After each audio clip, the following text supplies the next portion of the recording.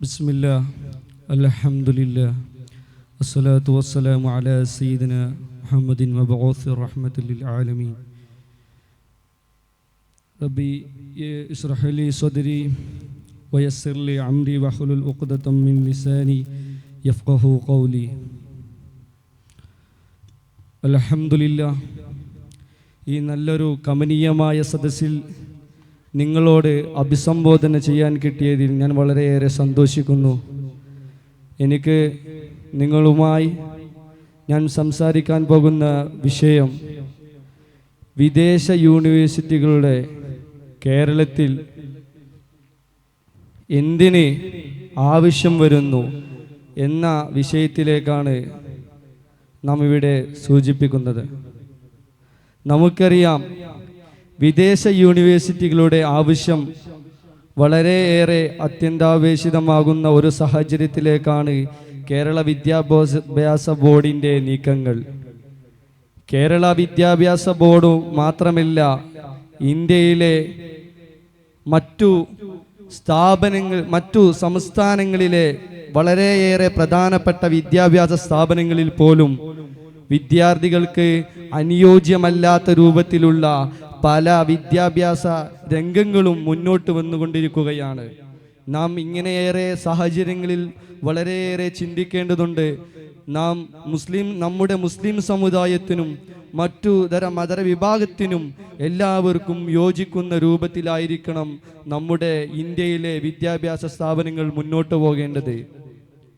നമ്മുടെ വിദ്യാർത്ഥികൾക്ക് അനുയോജ്യമായ കോഴ്സുകളും മറ്റു പഠിക്കേണ്ട സാഹചര്യങ്ങളും സൗകര്യങ്ങളും ഏർപ്പെടുത്തേണ്ടത് ഇന്ത്യയിലെ എല്ലാ വിദ്യാഭ്യാസ സ്ഥാപനങ്ങൾക്കും വളരെയേറെ നിർബന്ധമായ ഒരു കാര്യമാണ്.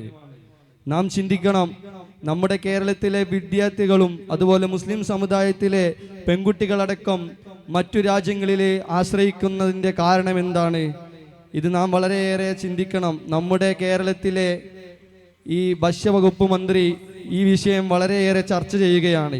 ഇങ്ങനെയേറെ മറ്റു മന്ത്രിമാർ പല വിഷയങ്ങളിലും ചർച്ച ചെയ്യുന്ന സാഹചര്യം ഒരുങ്ങുന്നത് ഇത് വളരെയേറെ വലിയൊരു പ്രശ്നമായതുകൊണ്ടാണ്.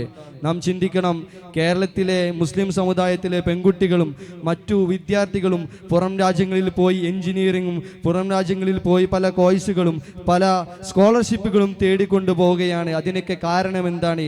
കേരളത്തിൽ അതത്ര അനുയോജ്യമായ രൂപത്തിൽ അവർക്ക് ലഭിക്കുന്നില്ല.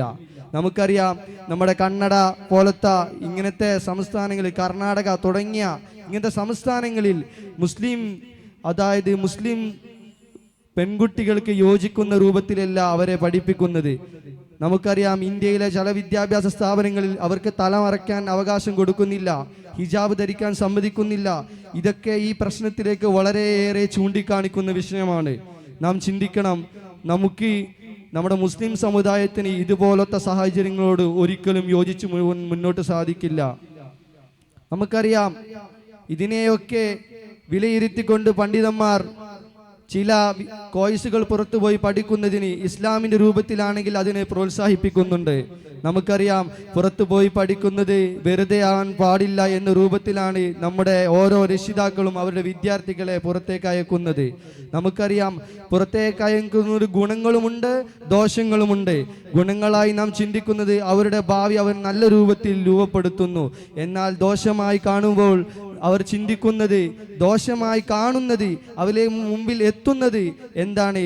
അവർ പല വ്യഭിചാര സംഭവങ്ങളിൽ പെട്ടുകൊണ്ടും അതുപോലെ അവരുടെ ജീവിതം നശിപ്പിക്കുന്ന ലഹരിയായ ഒരു മാരകമായ രോഗത്തിലേക്ക് ഒഴുകിക്കൊണ്ടിരിക്കുകയുമാണ്.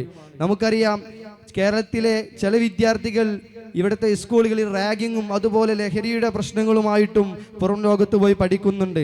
ഏറെക്കുറെ പഠിക്കുന്നത് നല്ല നല്ല കോഴ്സുകൾ ലഭിക്കാൻ വേണ്ടിയാണ്. ഇവിടെ കേരളത്തിൽ അവർക്ക് അനുയോജ്യമായ എഞ്ചിനീയറിംഗ് കോഴ്സ്, അതുപോലെ തന്നെ ഡോക്ടറേറ്റ് എടുക്കാനുള്ള ബിരുദാനന്തര കോഴ്സുകൾ തുടങ്ങിയ കോഴ്സുകളൊന്നും ഇവിടെ ലഭിക്കുന്നില്ല. ഇതൊക്കെ ഇങ്ങനെ ചർച്ച ചെയ്യുന്ന വളരെയേറെ വിലപ്പെട്ട ഒരു വിഷയമായിക്കൊണ്ട് മന്ത്രിമാർക്കിടയിലും മന്ത്രിസഭകളിലും ഇത് വളരെ ഊന്നൽ നൽകിക്കൊണ്ടിരിക്കുകയാണ്. നാം ചിന്തിക്കണം, നമ്മുടെ കേരളത്തിൽ എന്ത് കോഴ്സുകൾ കൊണ്ടുവരുമ്പോഴും അത് നമ്മുടെ വിദ്യാർത്ഥികൾക്ക് യോജിച്ചതാണോ എന്ന് നമ്മുടെ രക്ഷിതാക്കളും അതിൻ്റെതായ ഓരോ വിദ്യാഭ്യാസ സ്ഥാപനത്തിൻ്റെ മാനേജർമാരും ചിന്തിക്കണം. നമ്മുടെ വിദ്യാർത്ഥികൾക്ക് നല്ല നല്ല കോഴ്സുകൾ കൊണ്ടുവന്നാൽ നമ്മുടെ യൂണിവേഴ്സിറ്റികൾ മെച്ചപ്പെടുകയും അത് വളരെയേറെ വിപുലീകരിക്കപ്പെടുന്ന വലിയ രൂപത്തിലായിത്തീരുകയും ചെയ്യും. അതുകൊണ്ട് കേരളത്തിൽ നമ്മുടെ കേരള വിദ്യാർത്ഥികൾക്ക് അനുയോജ്യമായ വിദ്യാഭ്യാസ സ്ഥാപനങ്ങളിലെ നല്ല നല്ല കോഴ്സുകളും എഞ്ചിനീയറിംഗ്, ഡോക്ടറേറ്റിംഗ് തുടങ്ങിയ പല വിധത്തിലുള്ള അവർക്ക് യോജിച്ച ബിരുദാനന്തര കോഴ്സുകൾ കൊണ്ടുവരേണ്ടതുണ്ടെന്ന് നാം വളരെയേറെ ചിന്തിക്കേണ്ടതുണ്ട്. അതുകൊണ്ട് തന്നെ നമുക്കറിയാം, ജർമ്മനിയിൽ ഇപ്പോൾ വളരെയേറെ സ്കോളർഷിപ്പുകൾ ലഭിച്ചുകൊണ്ടിരിക്കുകയാണ്. നമ്മുടെ കേരളത്തിലെ വിദ്യാർത്ഥികൾ ജർമ്മൻ ലാംഗ്വേജ് പഠിച്ചിട്ടുണ്ടെങ്കിൽ അവർക്ക് അവിടെ നല്ലൊരു കോഴ്സ് ലഭിക്കുകയാണ്, അവർക്ക് നല്ലൊരു ടീച്ചിങ് മേഖല ലഭിക്കുകയാണ്. 3 വർഷത്തെ ഇത്ര ശതമാനം പണം കൊടുത്താൽ 3 ലക്ഷത്തിൽ കേരളത്തിൽ പോലും ലഭിക്കാത്ത 3 ലക്ഷം സാലറി കിട്ടുന്ന വളരെയേറെ വിലപ്പെട്ട കോഴ്സുകൾ അവർക്ക് അവിടേക്ക് ലഭിക്കുന്നുണ്ട്, സ്കോളർഷിപ്പുകൾ ലഭിക്കുന്നുണ്ട്. അതുകൊണ്ട് ഓസ്ട്രേലിയ, അമേരിക്ക തുടങ്ങിയ യുണൈറ്റഡ് കിങ്ഡം തുടങ്ങിയ എല്ലാ രാജ്യങ്ങളിലും നമ്മുടെ കേരളത്തിലെ മലയാളികൾ പരക്കുകയാണ്. ഇതിനൊക്കെ കാരണം എന്താണ്? നാം ചിന്തിക്കണം. നമ്മുടെ കേരളത്തിലെ യൂണിവേഴ്സിറ്റികൾ തുടങ്ങിയ ഓരോ യൂണിവേഴ്സിറ്റികളും ഇങ്ങനെ അവർക്ക് വേണ്ട കോഴ്സുകൾ വില കുറഞ്ഞ രൂപത്തിൽ, അതുപോലെ തന്നെ അവർക്ക് യോജിക്കുന്ന പാവപ്പെട്ട കുടുംബങ്ങൾക്ക് അവർക്ക് യോജിക്കുന്ന രൂപത്തിൽ കൊണ്ടുവരേണ്ടതാണ്. ഇൻഷാ അല്ലാഹ് നാം ഇത്ര കാര്യങ്ങൾ ചിന്തിച്ച് നമ്മുടെ വിദ്യാഭ്യാസ രംഗത്ത് വളരെയേറെ പരിശ്രമിച്ചുകൊണ്ട് വിദ്യാർത്ഥികൾക്ക് യോജിക്കുന്ന രൂപത്തിൽ നാം സമരം ചെയ്തുകൊണ്ട് അവർക്ക് പ്രോത്സാഹിപ്പിക്കേണ്ട എല്ലാ കാര്യങ്ങളും നാം ചെയ്യേണ്ടതാണ്. ഇൻഷാ അല്ലാഹ് എൻ്റെ വാക്കുകൾ അവസാനിപ്പിക്കാൻ സമയമായതുകൊണ്ട് ഞാൻ എൻ്റെ വാക്കുകൾ വിരാമം കുറിക്കുന്നു. വാഖിറു ദഅവാനിൽ ഹംദുലില്ലാഹി റബ്ബിൽ ആലമീൻ. അസ്സലാമു അലൈക്കും വറഹ്മത്തുള്ളാഹി തആല വബറകാതുഹു.